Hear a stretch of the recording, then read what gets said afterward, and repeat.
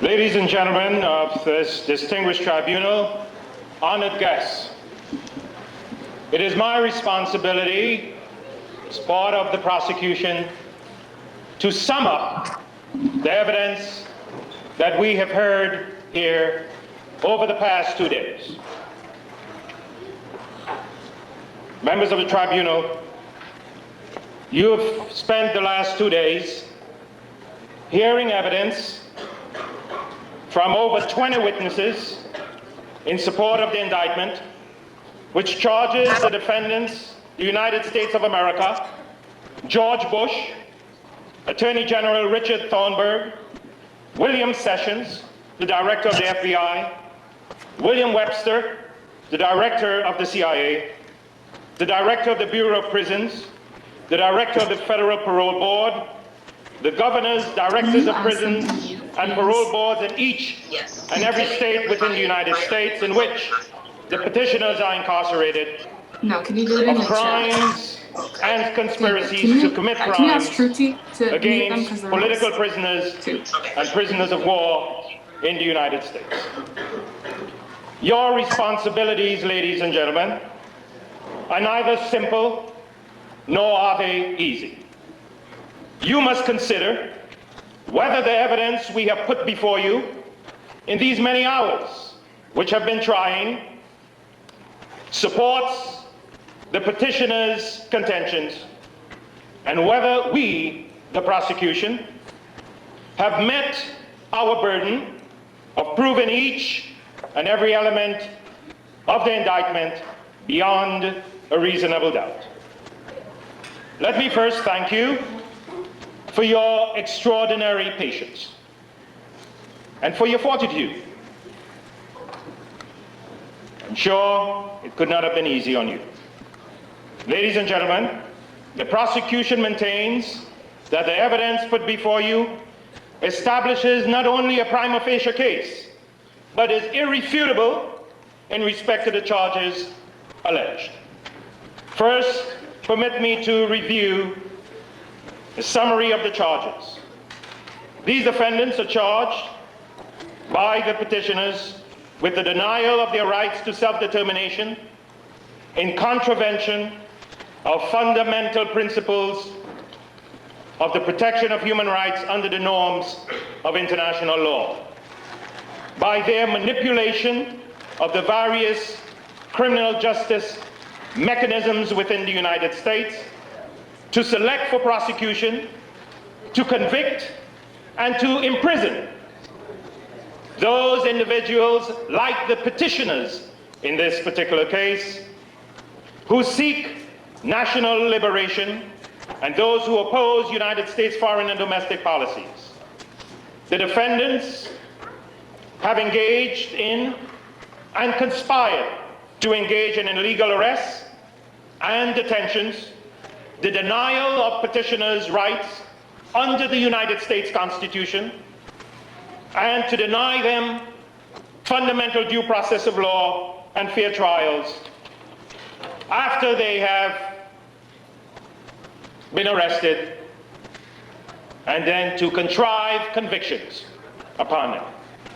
They have also imposed upon the defendants cruel and inhuman and degrading treatment in further violations of domestic and international law.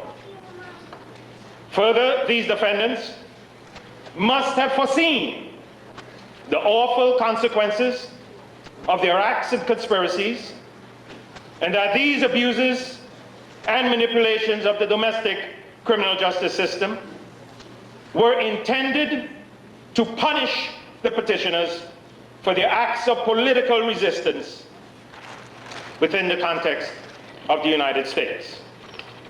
The evidence makes clear that the defendants are punishing these political prisoners and prisoners of war for their resistance to the political system which has been imposed upon African Americans, Native Americans, Puerto Ricans, and Mexican American peoples, conditions that have been designed and calculated to demean, to debase, and to destroy them such conditions rising to the level of genocide within the contemplation of the United Nations Convention against the crime of genocide.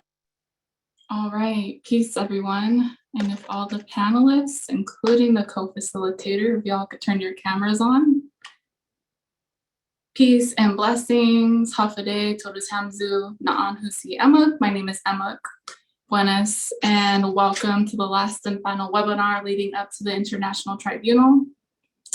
Before any opening words, first and foremost, we'll start with the land and ancestor acknowledgement.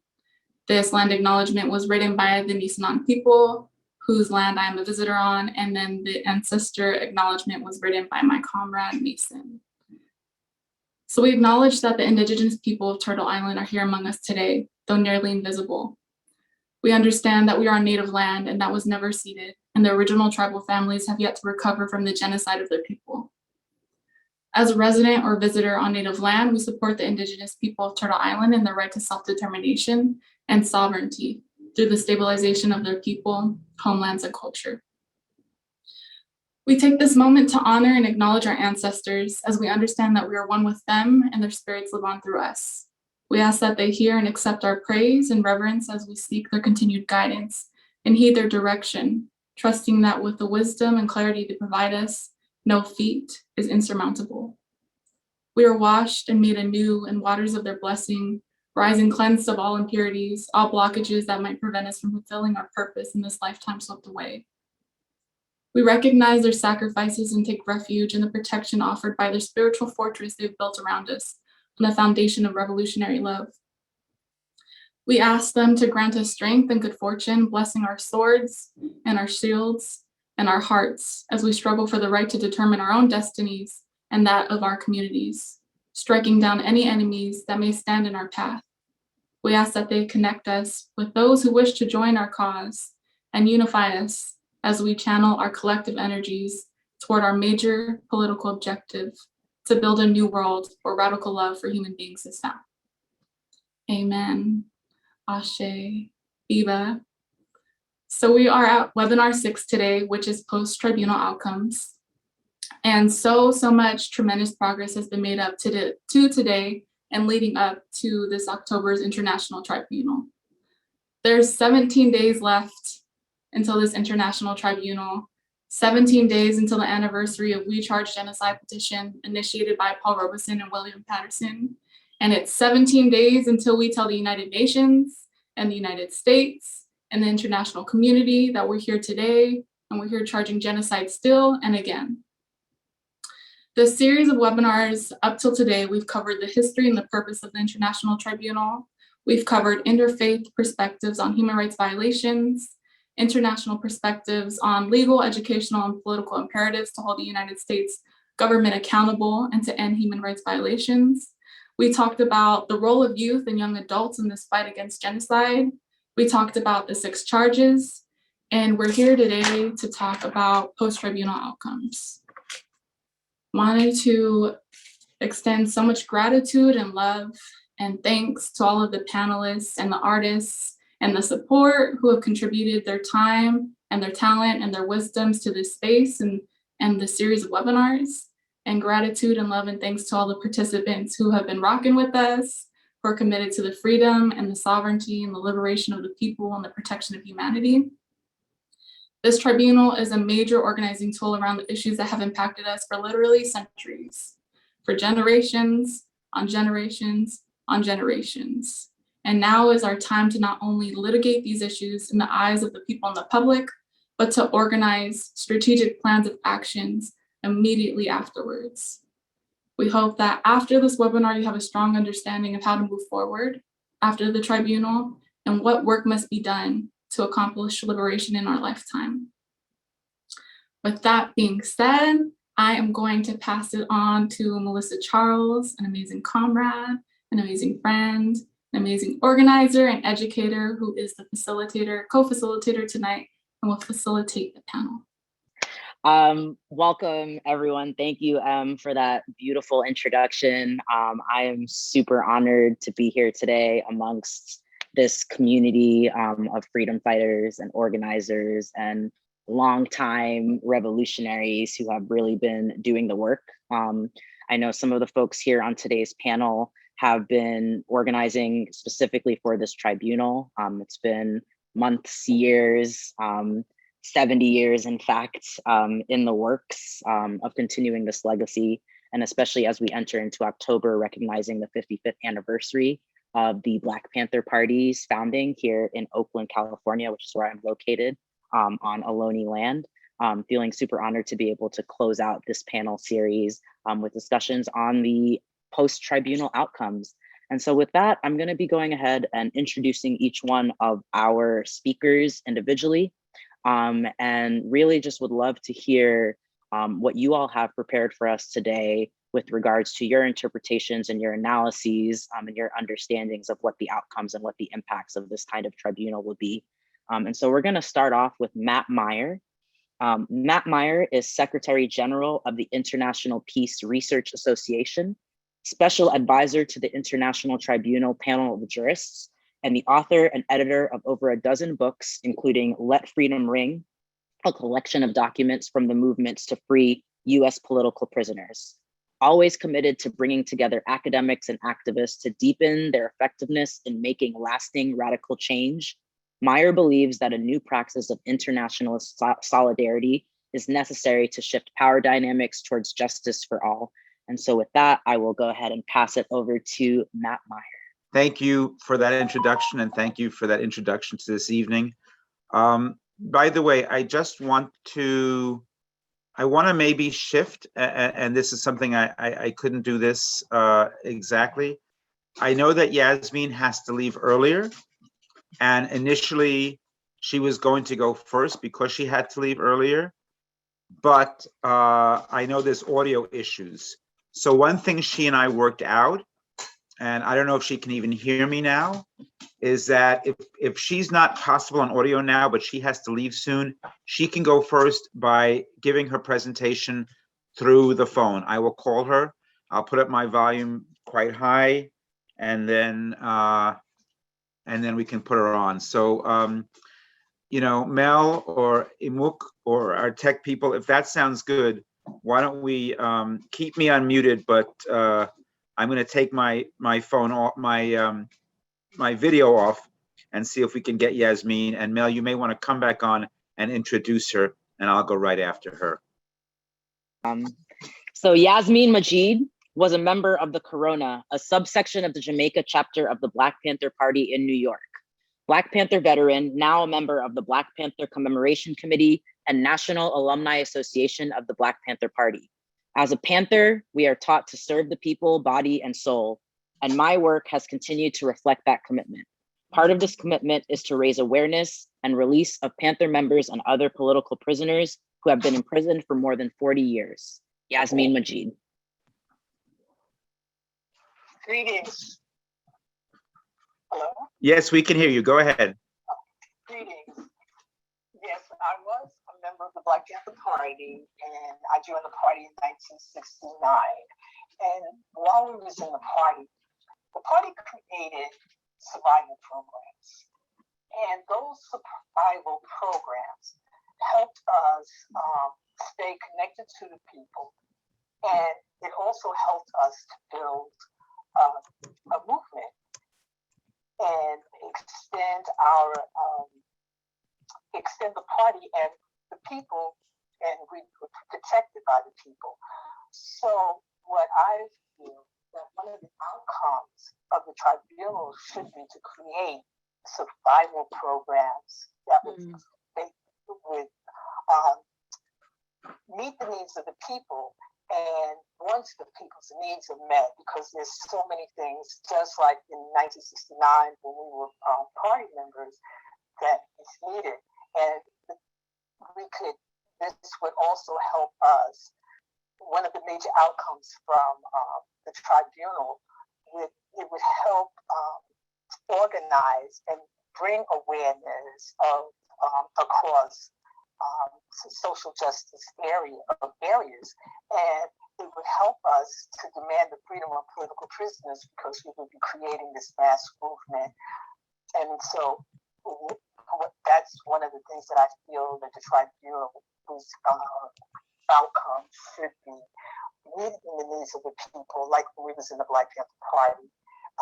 And that was through those survival programs, like the breakfast program, and the free health clinics that we had. Those were things that even today is still needed in our communities. And I think once we satisfy the needs of people, it will allow them to come and become more involved and active. And some of the outcomes of the tribunal we would be able to meet.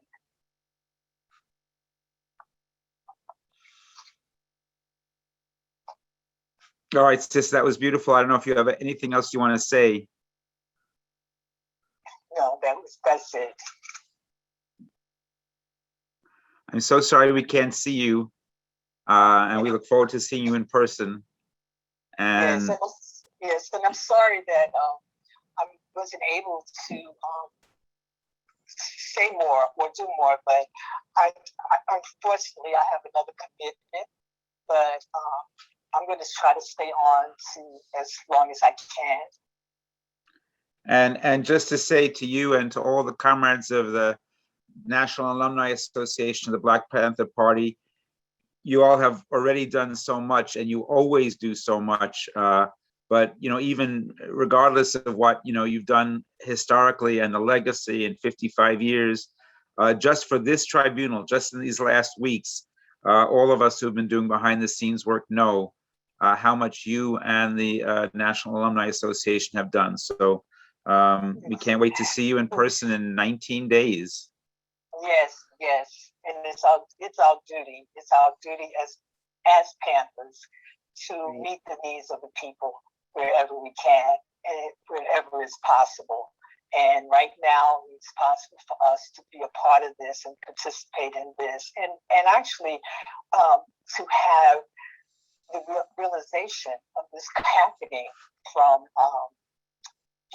this is in the spirit of Malcolm. And this is what we was charged to do. Right on. Well, thank you so much for that beautiful introduction to our next person, Matt Meyer. So I'm going to actually go ahead and reintroduce Matt. I know we had a little technical difficulties with the order, and so I want to make sure to give Matt your introduction. But thank you so much, Yasmeen. Thank you for joining us. Thank you for the work that you've done with the Black Panther Party. I'm sure more than 55 years of work as an organizer, and only continuing to this day with the work with the tribunal, in the spirit of Mandela, in the spirit of Malcolm, in the spirit of Fannie Lou, and so many other freedom fighters who have come before us. So I'm going to go ahead and re-intro Matt. So the Secretary General of the International Peace Research Association, Special Advisor to the International Tribunal Panel of Jurists, and the author/editor of over a dozen books, including Let Freedom Ring, a collection of documents from the movements to free US political prisoners. Always committed to bringing together academics and activists to deepen their effectiveness in making lasting radical change, Meyer believes that a new praxis of internationalist solidarity is necessary to shift power dynamics towards justice for all. And so again, without further ado, Matt Meyer. Thank you so much, and thank all of you who put together this webinar.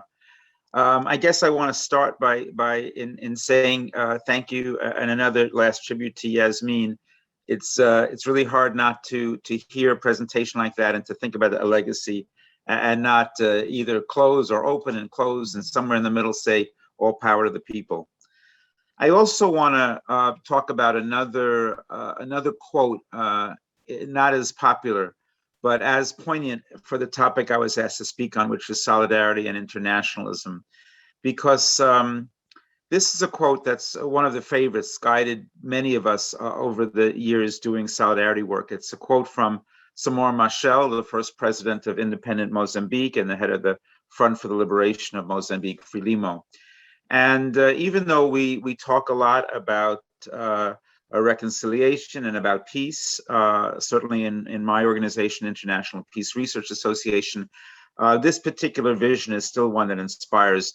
Marshall said that real solidarity was like two fists clenched together to deliver a single blow. And that vision, the vision of solidarity not being a one-way street, but very much a dialectical two-way connection, is, I think, part of what we need to do when I think about it, when we talk about a 21st century solidarity, a new solidarity, a solidarity of allyship and comrades and camaraderie, not of philanthropy or of one group giving solidarity to another.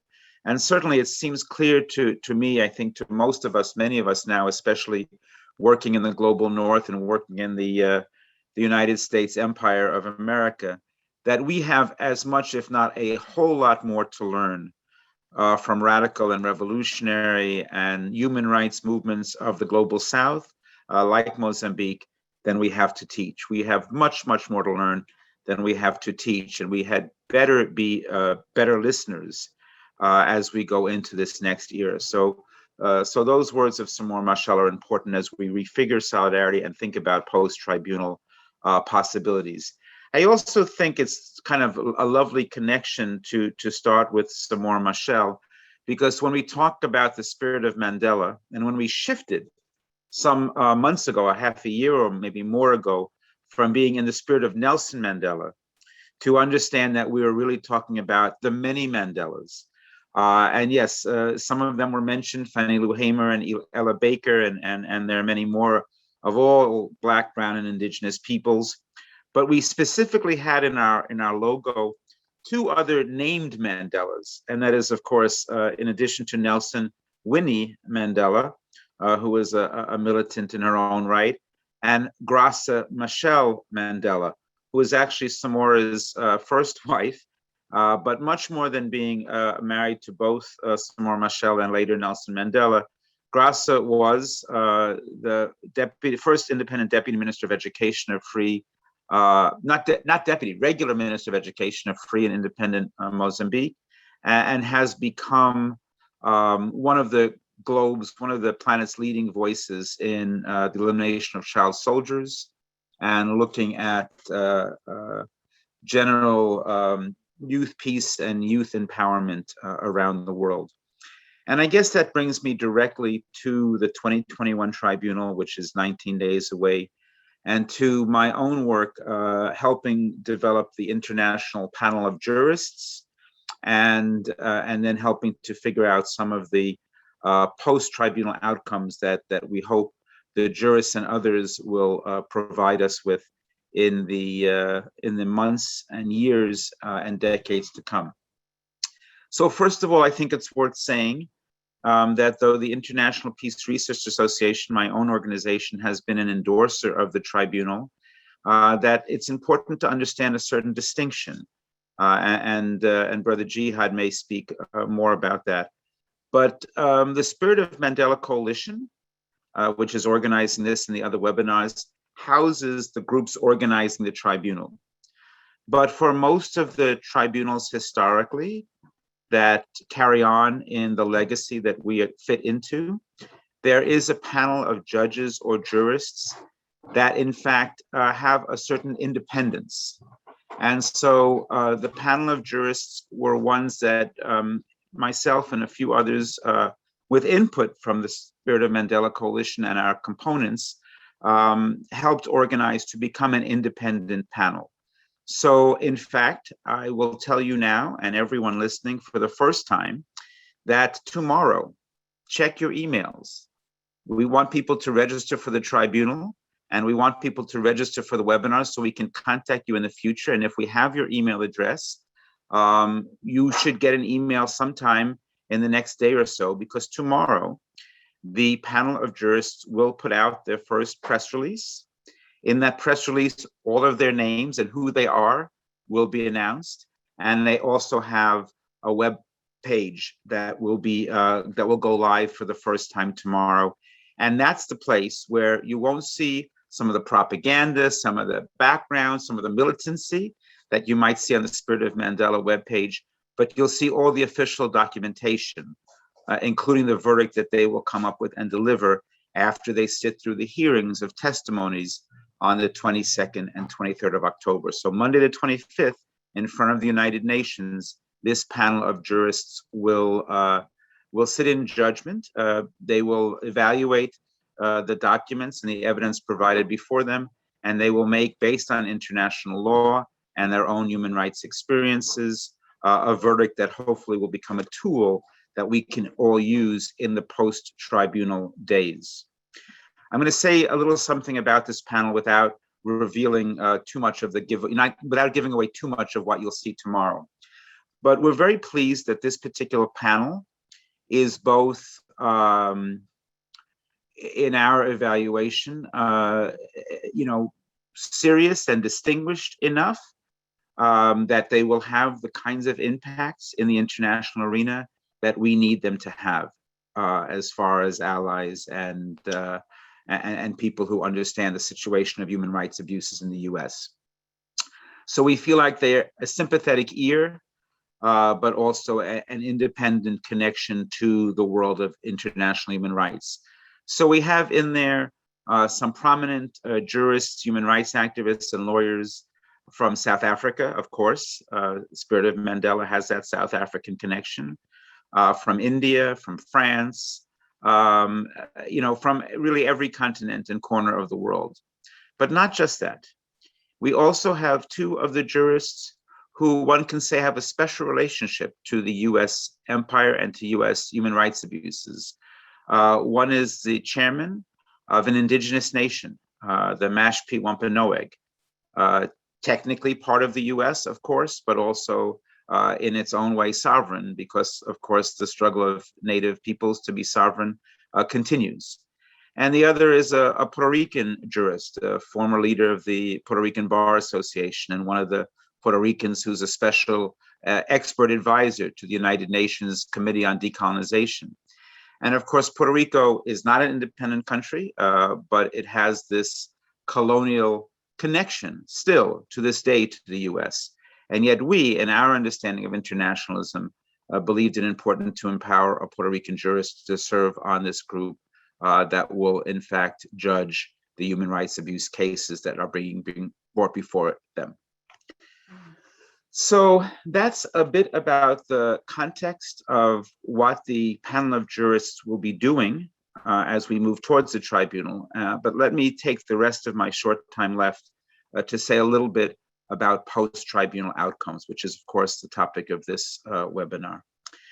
Part of the work, as Yasmeen so poignantly said, maybe the most important part is grassroots organizing. It's local, people to people, neighborhood to neighborhood, door to door, grassroots organizing. Yes, we can use these tools to Zoom across the world, but if we don't actually do organizing in our own communities, then all of the fancy technology will not bring us freedom at all. But the international solidarity part, and I know that my dear sister Wende Marshall, who's a key leader of People's Strike, which is doing some of that organizing and also doing some coalition building, will speak to that, and Brother Jihad will as well. But my piece of this conversation tonight is to talk about the international solidarity level. And I think it's important to realize that everyone can do, and already does in some ways, some level of international work. And in this case, it's the international work to let the call from Paul Robeson and William Patterson, from Minister Malcolm X, Al-Hajj Malik al-Shabazz, from all of these decades of struggle to bring the case of human rights abuses against Black, Brown, and Indigenous peoples before international arenas. And what we're going to try to do on the 22nd, 23rd, and 24th and 25th, right? Opening night, 22nd, it's 4 days. What we're going to try to do on the 22nd, 23rd, 24th, and 25th of October is to provide tools that will make it possible for all of you and all of us to make that case from the grassroots community to every international forum that we can be in front of. And so in some cases, that's the jurists themselves, post-tribunal, working within the UN Committee Against Genocide, or the UN Committee of Decolonization, or the UN Human Rights Council in Geneva, or other non-UN but international forum. But for the rest of us that don't have those connections, it's about taking the verdict and taking the tools and saying, look, this problem we've been talking about all along in our local community, police killings, police violence, it's now been clear. This is not just a local problem, and it's not just a national problem. It's an international problem, and we have to connect the dots. And when we talk to our local legislators, our local community centers, our churches, our mosques, our families, we need to understand the international context so that this case can continue to be given a different kind of focus than just a focus of a few bad cops or a few bad laws or a few tough communities where tough things happen in. It's an historic international issue that, again, we will hopefully provide or help to provide the tools for organizers everywhere at every level to connect the dots and to make the educational work needed to move things to a higher level. I think I'll end with those words, and I want to thank you all again and say forward ever towards the International Tribunal. Power to the people. Power to the people. Thank you, Matt, for those beautiful words. Solidarity, international solidarity is really what this is all about.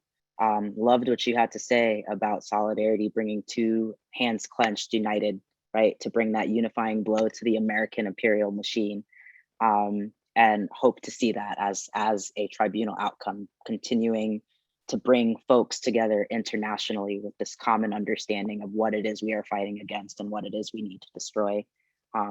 And really grateful for all of the work that you and your organization have done in that field.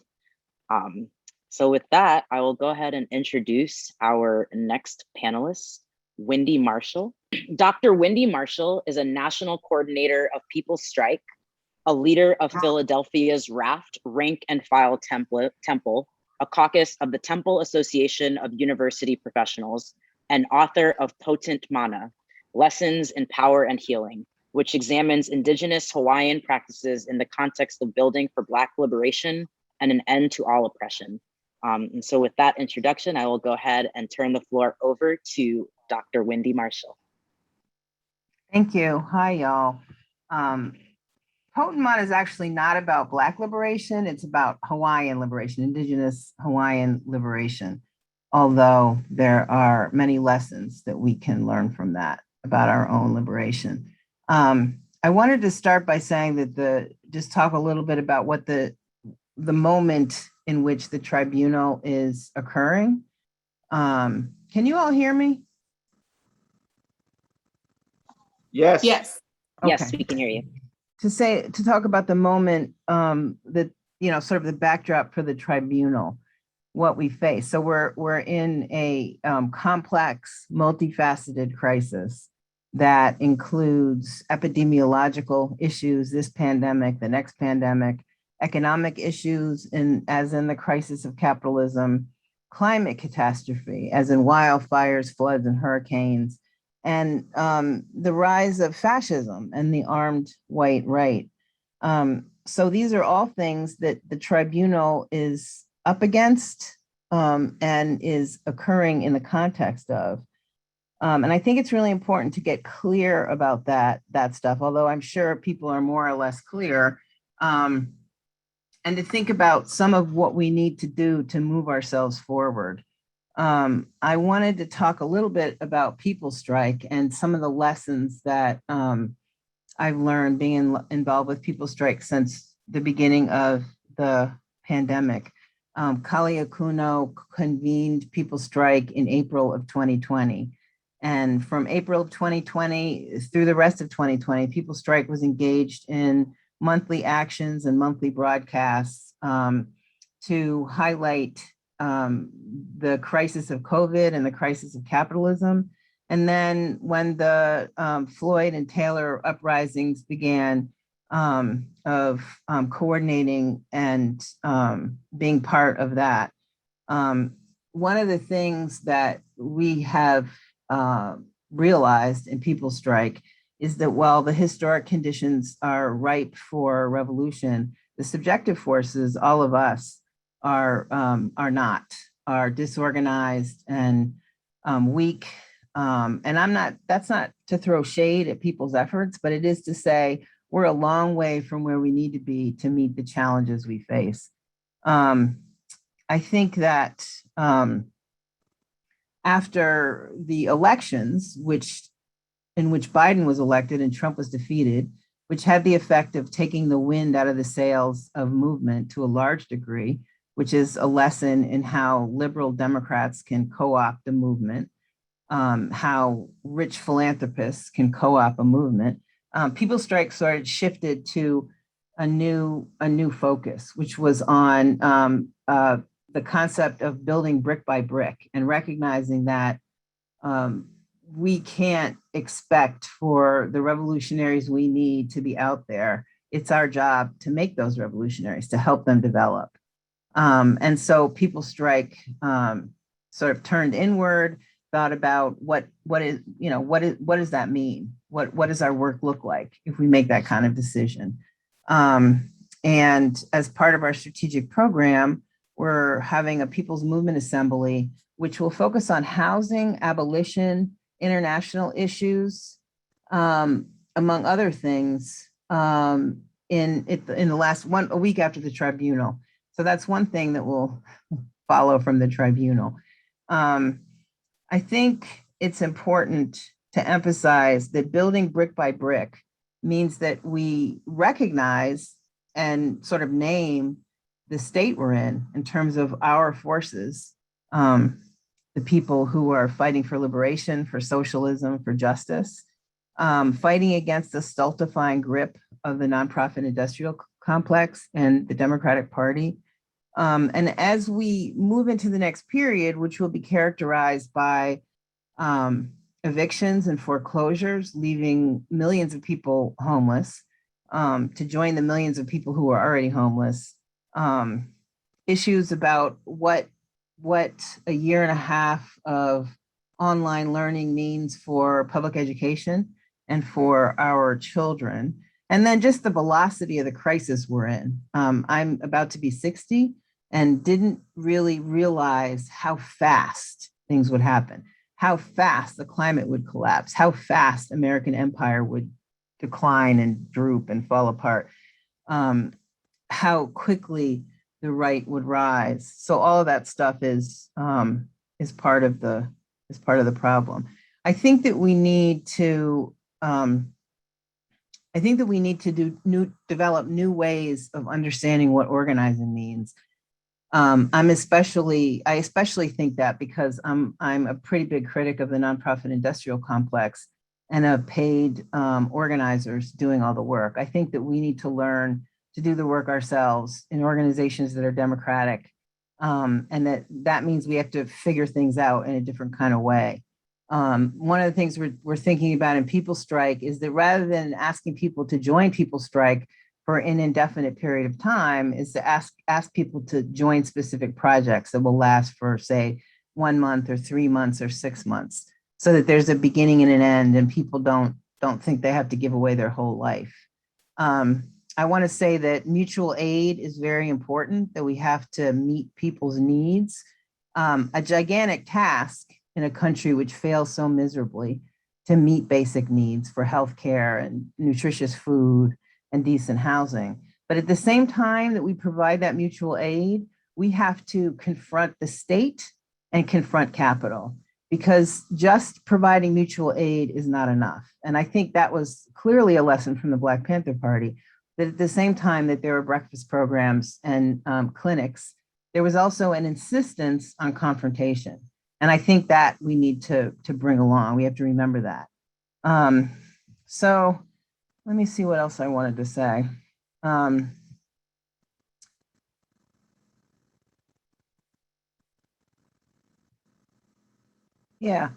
So that's all I really want to say. I appreciate you guys having me here.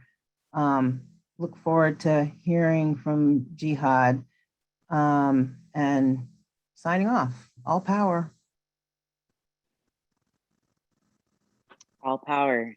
Thank you for those very timely words, actually.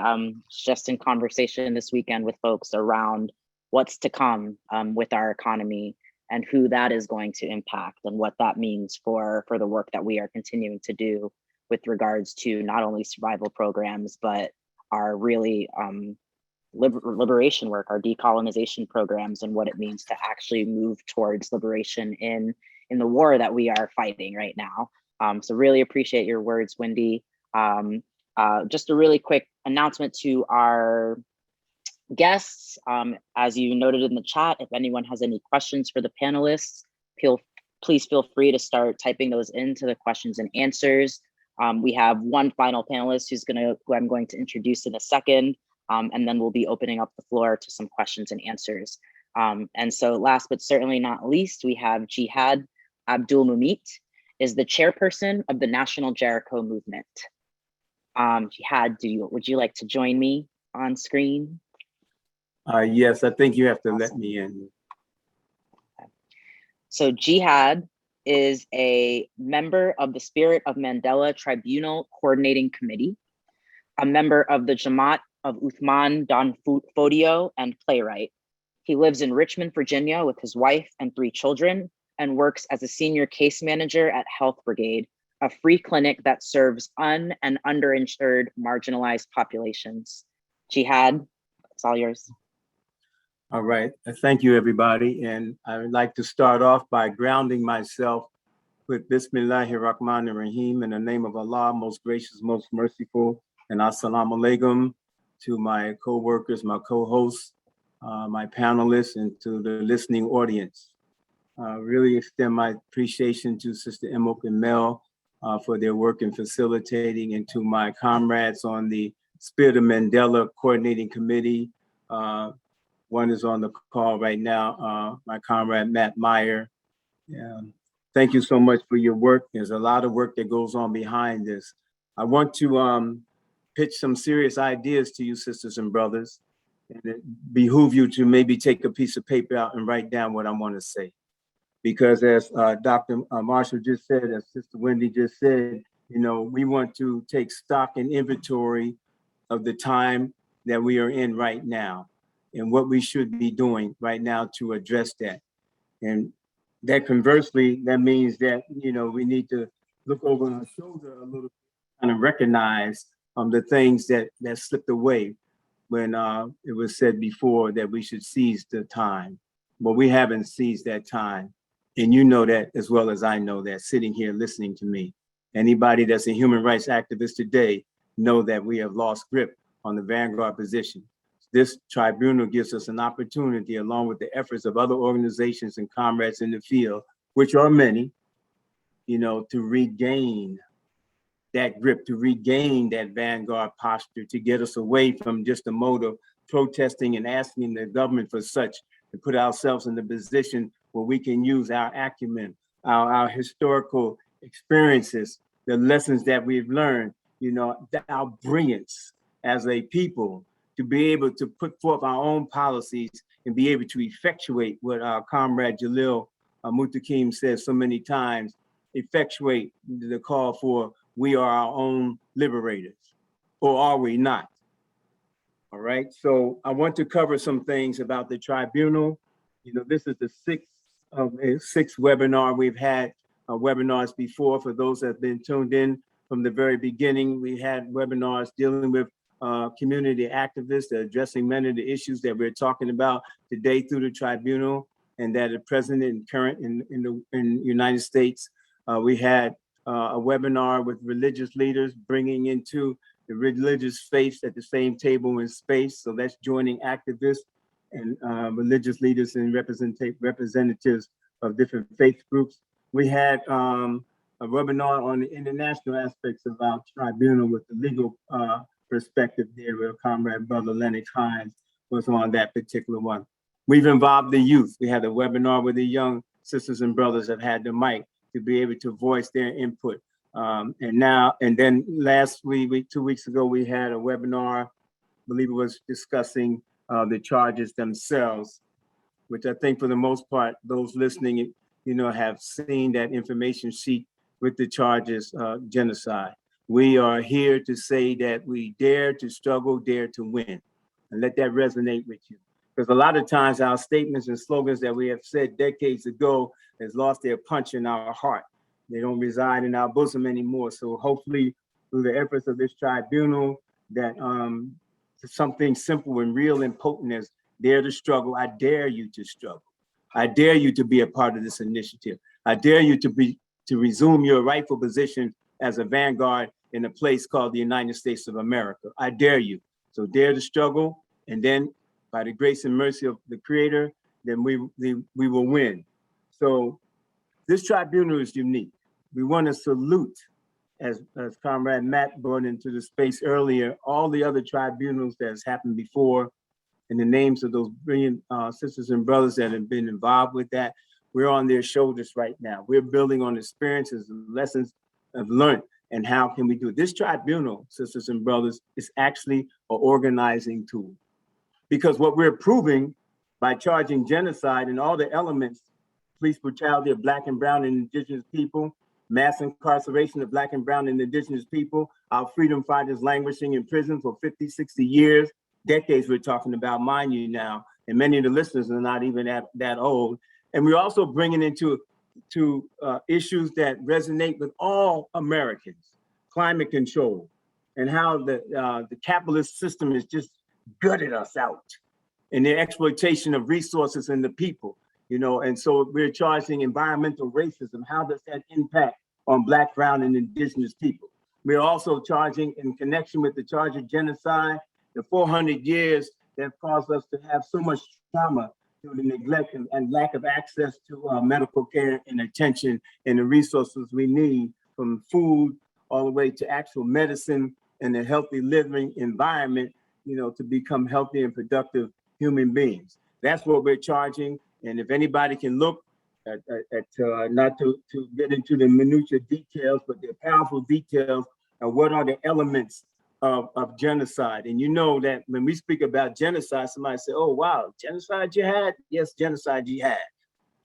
Normally, when you think about genocide, you're talking about a start date and an end date. You can calculate pretty much how many people were killed, who are the war criminals. They're still tracking them down. Those that slaughtered the Jews, they're still finding them, regardless if you're 100 years old, they'll pluck you out and find you. That type of genocide is easily definable, recognized, and understood. You know, Bosnia-Herzegovina, what happened to the Muslims there? Rwanda, what happened in Rwanda, and other situations. But when you talk about the genocide in the United States, in North America, that's now has been going on for 400 years, this slow progress of killing us in whole and part, you know, creating a culture and environment that is destructive to our people, marginalizing us, containing us through any and all means, all right? It becomes normalized. So when we say genocide, you say, oh my gosh, is that real? Yes, it's real. It's real. It's so real. You're so used to it. And as our Sheikh Al-Hajj Malik Al-Sabah says, that, you know, they're constantly pulling, yanking, and tearing our teeth out from our very foundation, gutting us and destroying our livelihood, our history, our legacy, our language, our religions. And here you are smiling and grinning about it because they have injected Novocaine, which they don't use anymore, but they've numbed us. This country relishes over the fact that it is a highly advanced technological society, sisters and brothers. Technology and advancements and everything that you can imagine that I, myself, everybody takes advantage of. But you realize and never forget that the conditions of advancement and technology and whatever in this country has been built on the backs of slaves and indigenous people and brown people. That exploitation continues today. That's why we got to fight for it today. Even to pass a legislation to give women the same amount of pay, because people that have congressmen and senators with three-piece suits getting six-digit figures are still unabashedly fighting us to deter us from even making those type of progressive advancements. Even that is right in your face. And who should we vote for and this and that? They're playing with our lives. But let me tell you one thing. This tribunal is an organizing tool. Unlike other tribunals where we have some powerful sisters and brothers get in the room and formulate a document and prove what's already been proven and come up with a verdict and present it to the United Nations Human Rights Council or to any bird in the UN, the room by the bathroom, wherever they present it, because the United Nations never responded to our issues. You know that. And then to sit here and celebrate something that's 50 years old, but we're not going to let that happen again. We're not going to let that happen again, sisters and brothers. We're not going to sit here in 2067 or what, 2070 something, and say, remember 50 years ago when they had the 2021 International Tribunal? That was awesome. I remember them sisters and brothers. They had Matt Myers and Sekou Ding and Jamil Muthaqim and all them sisters, Eileen Weissman. And we had all, Dr. Aisha Muhammad and all those sisters, and all the New York Jericho, Northeast Political Prison Organization, and Malcolm X Grassroots Movement. Remember them putting that together? Wasn't that awesome? That's not going to happen. That's not going to happen this time, because we have organized this tribunal where you, listening right now, have had every opportunity in the world to form your committees, to organize around this, and now we have hundreds of people involved. We have dozens of organizations that have endorsed this tribunal. And the reason, sisters and brothers, that we have done that, so that it's a people's movement. So regardless of what the UN does at this particular time in history, we are developing a strength and resilience amongst ourselves through our organizing, when we demand and we say free all political prisoners, that demand will have teeth in it. It'll go beyond a street corner rally. It'll go beyond a demonstration. It'll go beyond writing some nice letters to the pro board, how nice we are. It'll go beyond that, because we want to organize ourselves, sisters and brothers, in a People's Senate after this tribunal. And we use the word People's Senate, sisters and brothers, by any other name. That's one of the outcomes of this tribunal. Us organizing ourselves and mobilizing ourselves into a posture where we can begin to plan, so that we can begin to become self-determined, so that our only actions are protesting and demonstrating what the slave master hasn't done for us. Our only actions are just demanding that the slave master tell the overseer not to whip us so much. That this position of victimization, which is real, we are victims, can change so that we can become self-determined. Can we not think of policies and procedures to perform medical institutions around us? Can we do that? Or just those type of people, 6 foot, 7 foot tall white men with shirt and ties that care nothing about us? Are they the ones that can only do it, or can we do it? We're going to show them that we can do it. Not only that, we're going to organize ourselves in the People's Senate across all 50 states, sisters and brothers. And this is a power movement. We're going to tweet and articulate what we're saying and how we're doing it, so that our relatives, our friends, our neighbors, the corner store clerk can become involved in this movement. We're not going to get stuck in our own dogma and wonder why it hasn't worked. This is a people's movement, and we're going to charge genocide what they have done. That was, they changed that. Slavery was hundreds of years ago. Let me tell you something. I'm 67, Sister Wendy. If I was charged with murder and haven't been found out 40 years ago, and they found me now today, that still would hang. If you and anybody on here, murder doesn't have a statute of limitation. It can pass from generation to generation. We're coming at you. You're guilty of genocide of our people. Look at what's happened to our indigenous sisters and brothers. Puerto Rico is still colonized. We are all victims of colonization. They've colonized our mind, but we want to be like somebody we're not. We lost identity with our own culture. We don't know who we are. We don't know it at all. We don't have any connection with our roots. We're trying to be somebody else and emulate our oppressor. And through that emulation, we're oppressing other people. That's why we march off in those wars, and our sisters and brothers, our young sisters, our sons and daughters get killed in these wars of imperialism. No more, sisters and brothers. We're beginning a new chapter through this tribunal. This tribunal, and I'm almost at the end, Sister Emma. This tribunal is a point in time that we organize up to this point. People and mobilizations and organizations. You endorsed. Did you endorse? I hope you did. Did you register? I hope you did. I hope you're going to be present virtually. The world is going to be watching.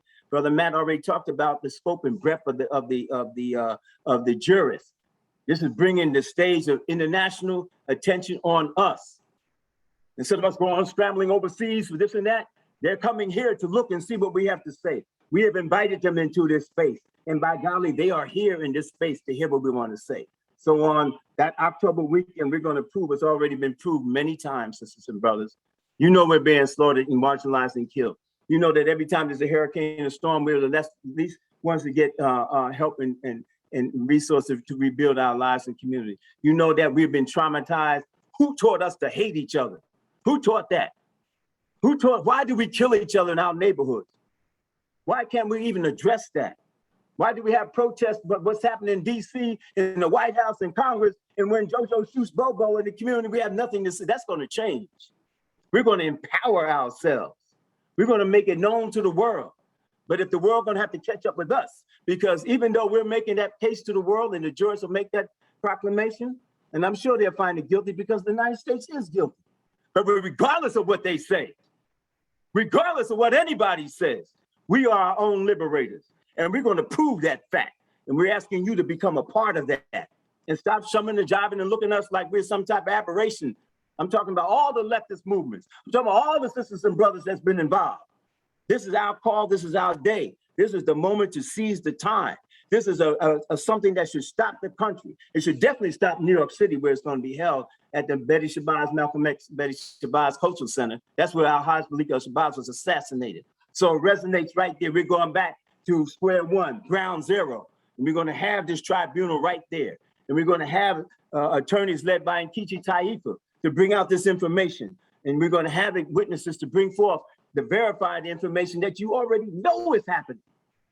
Now we're going to codify that and present it for anybody that has doubts. We're going to smash the narrative that the United States has been given and sold to the whole world, including you maybe, that there are no political prisoners in the United States. That's why you don't even support them, don't even know who they are. They've been successful in criminalizing us. And anybody who has bought and sold that, we need to start with our dear Reverend Nate Turner. When you look at a history book and you see our dear Reverend Nat Turner, or our elder John Brown, you know, if you look at them as being criminals, then you need to, I want to see the number on this participant list go down, because you need to get the heck out of here. That's where we're coming from. And you hear how strong I'm talking? The movement is twice that strong. The movement is twice, we're not coming hat in hand. No, we're organizing ourselves. We're going to form our own Senate. We're going to form an influential base, an intelligentsia, a progressive intelligentsia, all the revolutionaries that's still alive, all the progressives that's still alive. We're going to bring all our acumen, all our experiences, all the lessons learned, all the mistakes that we have done. We're going to put it on the table, and we're going to merge into a place called the masses of the people. And we're going to set up and mobilize and establish leaderships across all 50 contiguous states and native tribes and major religions. And we're calling on you, your circles, your families to become a part of this. Don't sit on the couch and let this slip. It's just another day in time. It's not another day in time. Sister Wendy already talked about when two horses fight, the grass underneath gets trampled. When those reactionary racists bum rush the Capitol, fighting against the liberals, as we call them, more progressive in governments. However, when two horses fight, the grass underneath gets trampled. And need I not tell you who the grass is? You and I are the grass. And if we're not fortified or beginning to situate ourselves into a more power and strength, then we're going to get trampled. And the Holy Quran says that society has been annihilated. There's no guarantee. The last thing they'll see about a black man is some trying to dunk a ball in a hoop, and that'll be in some statue in a museum, because they're going to make us extinct. Modern day slaves. We're going to put an end to that, sisters and brothers. We're charging genocide, and we're asking you to organize with us to become a part of that. At this day and point in time, with 19 days left, I think Matt said, then what you can do, what can I do? What can I do? What can I do? What can I do? Then you can make sure you endorse this. You can pass it on to 10 other people and get them to endorse. Each and every one of you can register for this so that you can sit back and have a house party, whatever you're going to do in your living room, your confines, or by yourself, and listen to this testimony and see what happens. And you be poised and ready to join when the call is given. This is not a big eye, little you type of thing. I'm just a plug in here. Matt's just a plug in here. You know, this is a people's movement, and we're asking you, we're inviting you for your acumen, your smarts. What can you contribute to this right now? So I close this as I began, and you say, well, he's off the rails. No, you ain't seen me off the rails. You don't want to even see that. But I'm formerly a member of the Black Liberation Army. I'm not off the rails. I'm just talking like a strong revolutionary would talk. So I'm not off the rails. I'm hitting it hard. When somebody kills us, anyone, oh yeah, and so yes, they killed a lot of us in history. That's not how I'm presenting this. I'm tired of being victims of genocide. I'm tired of seeing our sisters and brothers kill each other in the community. I'm tired of coming hat in hand at the government that doesn't care us about. I'm tired of being in a position where we got to choose between a fox and a wolf when it comes to voting. I'm tired of all of that. And I'm tired of us just sitting on the sidelines, not participating and just functioning in our own silos, thinking that we're accomplishing something when your enemy knows that you're accomplishing nothing. I'm tired of the world looking at us being so dysfunctional that they just brush us off. I'm tired of always giving and giving and giving and never receiving anything in return from movements and organizations and governments around the world. I'm sick and tired of that. And the only way to reverse that is to become our own liberators, like Comrade Jalil Muttaqim said. So I close as I began, asking Allah subhanahu wa ta'ala, the glorious Most High, to bless us and guide us in our endeavors, and however you may pray or bring in a higher entity into your space, please do that, to reference your own heart so that we can be noble ambassadors of this movement. Our character is good. Our character is good. Whatever faults and deficiencies we have in building this movement, whatever you've done wrong, you apologize to that person, you get it straight, you be forthright, and the person being apologized to, then accept that and move on so that we can go on, because we can't deal with our little squabbles now, then you can, a commentator said one time, you can take all these revolutionaries for real, put them in a circle, and it's just a matter of time before they shoot each other to death. Will we? I don't know. I ask Allah's guidance and forgiveness and mercy. If I said anything that's offensive to anybody, then I apologize to that. Anything I said that was good and righteous is from Allah Almighty Himself. And I'll close as I began with Assalamu alaikum, all power to the people.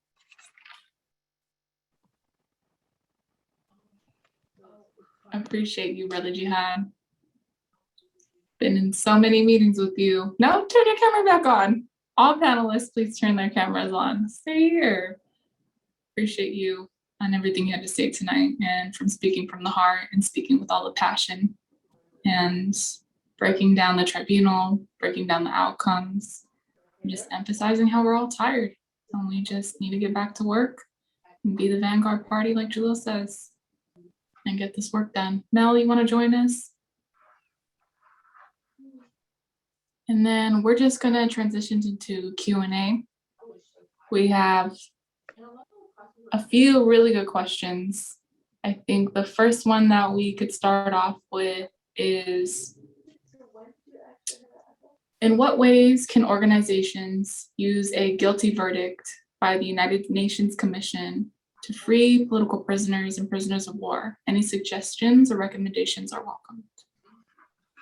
So maybe I'll start off just because it's very specific to the UN, where we have some experience. And I'll just say, Imuk and I answered in the mechanism of the question and answer a question someone asked about Monday and how people can volunteer specifically on Monday at the UN. So some of my comment will relate to this, but it also relate to ways in which one can deal with these things virtually.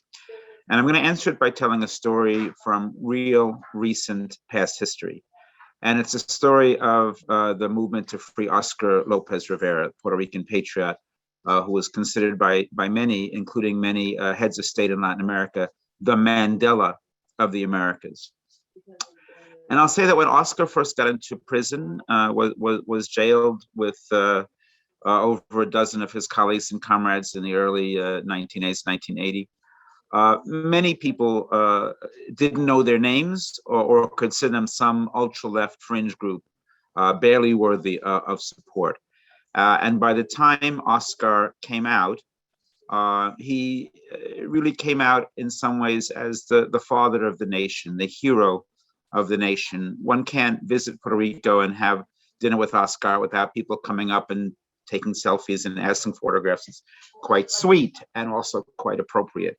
It has something to do with the way they live their lives in prison, like Brother Jihad did, like Jalil and Sekou, and other members of the coordinating committee for this tribunal have. It has a lot to do with the steadfastness, the determination, the continued eyes on the struggle for decolonization, for peace and freedom. But it had something else to do as well. There was a UN and international solidarity component, which is useful to know. Because like water wears on stone, and organizing has effects, even though we don't always see them, the minute we do them. A group of Puerto Ricans and some of their supporters and allies began looking at every single way within the international structures, including the official channels of the United Nations, that we could get a word in edgewise. And the key place that seemed like the strategic target was the Committee on Decolonization, which did not at that time officially recognize Puerto Rico as an unfree, as a colonial. They still don't really fully consider it as a colonial policy. But every year, a process began where people from every different part of the island, including every different status option, pro-stateholders, people who think things are just fine and just remain the same, or independentistas, people who want a complete freedom for Puerto Rico and independence, would come and give testimony before the United Nations Decolonization Committee. And as the years wore on, the calls for the freedom of the Puerto Rican prisoners became more and more intense, became louder. By 2 years before Oscar was released in 2017, an unprecedented, every single speaker, including the pro-stateholders, not every single independentista speaker, but every single speaker had said, we unify on nothing but this one point: bring Oscar home. And the last year before Oscar was released, the UN Decolonization Committee itself, who barely were paying attention to Puerto Rico, much less to its independentist radical prisoners, the UN Decolonization Committee itself in 2016 said, if Oscar is not freed in the next year, we will set up an official United Nations delegation, we'll bring it to the General Assembly to visit Oscar in prison and say, this is a global issue. So without organizing, none of that would have been possible. And without grassroots organizing, this was not just one day at the UN. This was mainly happening in Puerto Rico, but it was happening all around the world, and especially all around the United States. That effect could not have happened. Did that effect alone get Oscar free? No. But every piece of these pieces plays a role. And so when the sister or brother asked about ways in which we can use UN structures, it is a sort of by any means necessary. It won't happen without grassroots mobilization and education, but also with the consciousness that we can use these structures to help build our own liberation.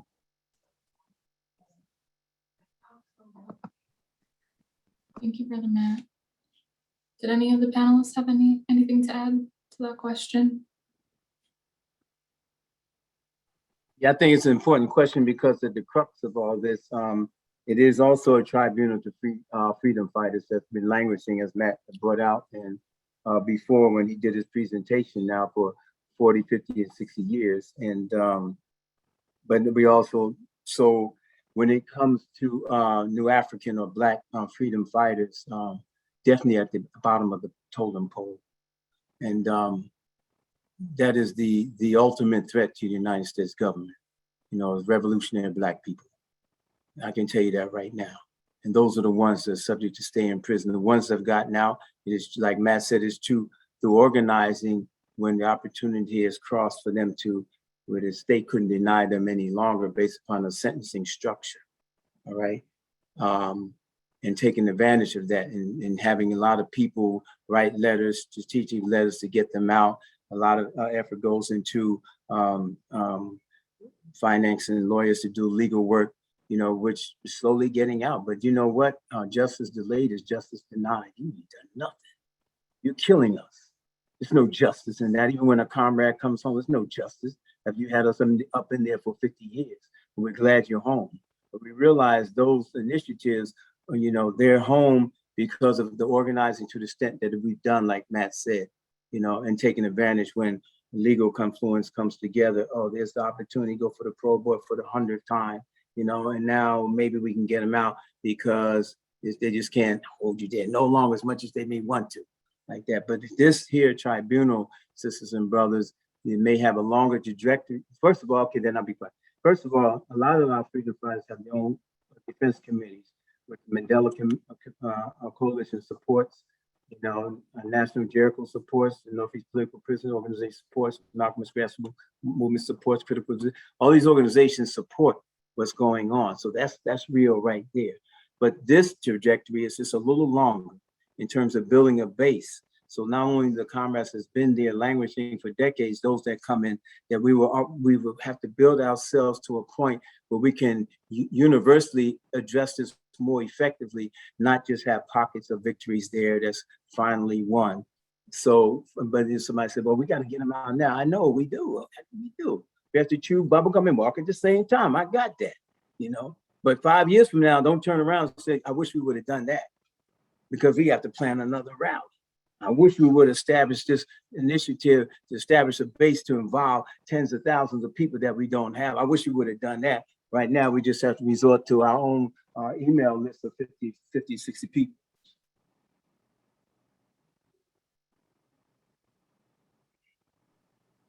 Thank you, Brother Jihad.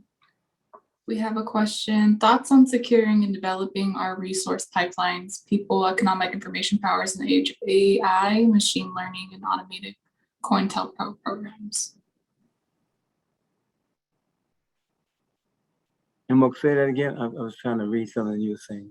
No worries. Thoughts on securing and developing our resource pipelines, such as people, economic information powers, in the age of AI, machine learning, and automated COINTEL programs? I'll just say this. I kind of want to hear, I hate to put you on the spot. Please, smack me back down if it's wrong. I would like to hear Sister Wende talk about that, not because she's an AI expert, but because she's a communications expert through organizing. So I kind of want to hear about organizing, because to me, the AI stuff can be really a kind of, I don't want to say it's a false thing. It's very real, and there are certain things that are very particular to AI. But at the heart of that question is about communication, and at the heart of communication is organizing, and that's what I kind of want to hear from you, Sister Wende.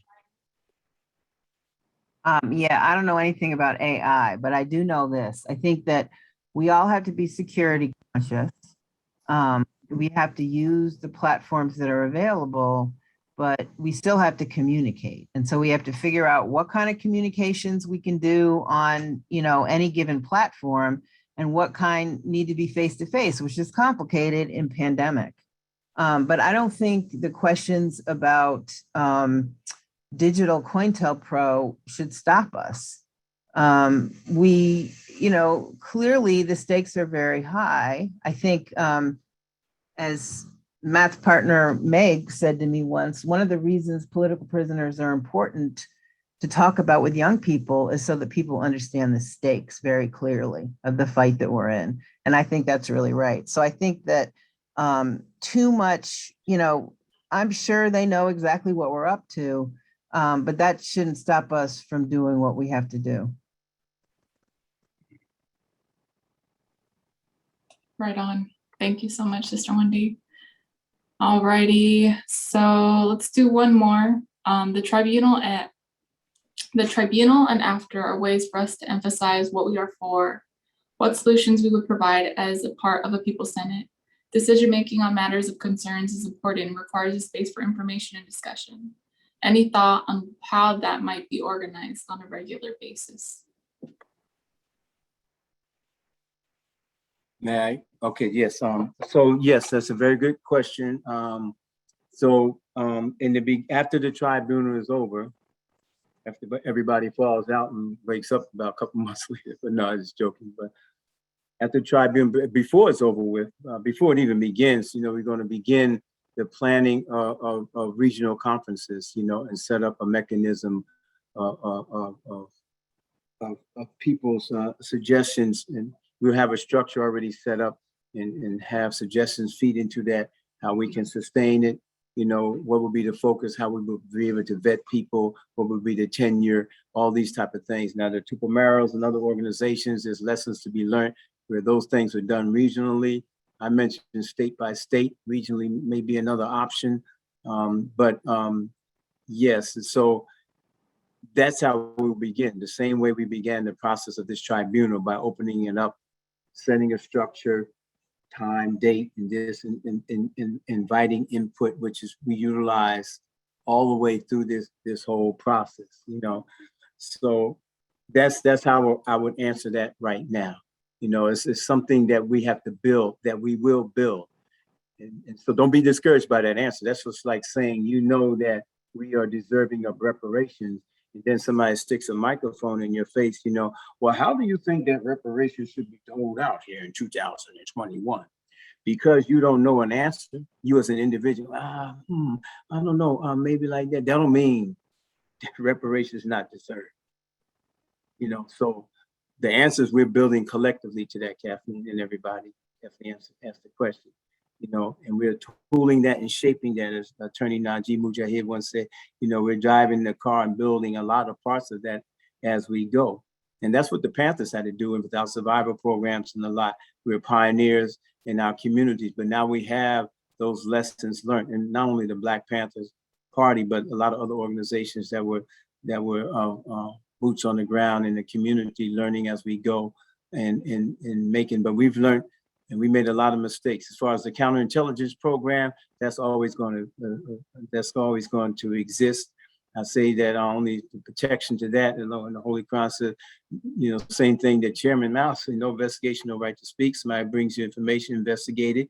Don't be quick to harp on each other. Be patient with one another. Learn to LOVE with one another. Love and respect for one another. You're not always right. Try to train yourself to listen more than talk. All these type of things. And if you have a goal and vision, you can develop a discipline structure to get there. Nothing we're talking about, sisters and brothers, is illegal. So the counterintelligence can take their little minions and shove it, you know, for real. I know we always be subject to be set up, but that's part of the dues of a revolution, you know, that we pay. Just ask any freedom fighter in prison now. You know, that's sacrifice we make. We'll try to protect ourselves from that, but absolutely nothing is being talked or done here that's illegal. It's right within the boundaries of this so-called democracy that we boast and brag about. What's illegal is bum rushing the Capitol. Thank you, Brother Jihad. I'm going to pass it to Mel. Just be mindful of time, and Mel is going to close us out. But I appreciate you. Wow. Thank you so much, everyone, for your words. I want to close this all out with a call to action. And want to start with the words of Mandela, Nelson Mandela, in the spirit of Mandela. He said, real leaders must be ready to sacrifice all for the freedom of their people, right? And so what we see today, what Matt has talked about, what all of the panelists have spoken about is we are in an international war. Internationally, day to day, we're witnessing the violence of imperialism, type of violence that thrives on the displacement and land aggression of communities. Jihad spoke to this. Propaganda and reform have led many folks to become numb to the level of violence that we're facing and have been facing. And the violence that we're facing is genocide. So I'm going to go through and provide what the International Convention on the Prevention and Punishment of the Crime of Genocide defines genocide as. It's A, the killing of members of a group. B, causing serious bodily or mentally harm to members of a group. C, deliberately inflicting on the group conditions of life calculated to bring about its physical destruction in whole or in part. D, imposing measures intended to prevent births within the group. And E, forcibly transferring children of the group to another group. We have seen all of that modern day. Wendy spoke beautifully about the ways in which we need to be conscious about what's happening modern day and how that relates to our war against imperialism, because it is a war. When we use the word genocide, we are understanding genocide as a war crime. Right now, new Africans in Alumni territory are fighting a land war. The same land war that Puerto Ricans are fighting as they fight to maintain their sovereignty. The same land war that's being fought within the Hindustan territory. The same land war that Palestinians have fought since the beginning of Nakba. The same land war that indigenous folks on Turtle Island have been fighting for centuries. The same land war that is still being fought on the continent via neocolonialism. And it is the same land war that has displaced Africans have been navigating since Europe split up the continent in the Geneva Convention. The list goes on. And at the center of all of this lives the Imperial Corporation of America. right? Or the so-called United States of America. And thus we are the vanguard, right? As Jalil Muntakim says, we are the vanguard. And so we charge genocide. This tribunal is an organizing strategy. Thank you, Jihad, for that. This tribunal is an organizing strategy. We have identified genocide. We will charge genocide because, as Yasmeen mentioned, and as Asada Shakur told us, it is our duty. It is our duty to fight for our freedom. It is our duty to win. We must love each other and protect each other because there is nothing to lose but our chains. In the war to deconstruct imperialism, this is what all members of the Global South, all Black and Brown Indigenous people dedicated to establishing self-determination, to establishing sovereignty from IET to Palestine should be working to create. George Jackson said, "Settle your quarrels, come together, understand the reality of our situation, understand that fascism is already here, that people are already dying who could be saved, that generations more will live poor, butchered half-lives if you fail to act. Do what must be done. Discover your humanity and your love in revolution." George Jackson, the fallen George Jackson, said to come together. And so this is an invitation for everyone listening, everyone who watches this in the future, to come together with us, the Spirit of Mandela, from October 22nd to the 25th. Log on to spiritofmandela.org where you can register to join us in New York or virtually from those dates and learn how truth is on the side of the oppressed. Those are the words of Malcolm X, El Haj Malik El Shabazz. Truth is on the side of the oppressed, and we will see truth come to power in New York in October 22nd through the 25th. Join us, free the people, free the land, all power and love to us, the people. Thank y'all.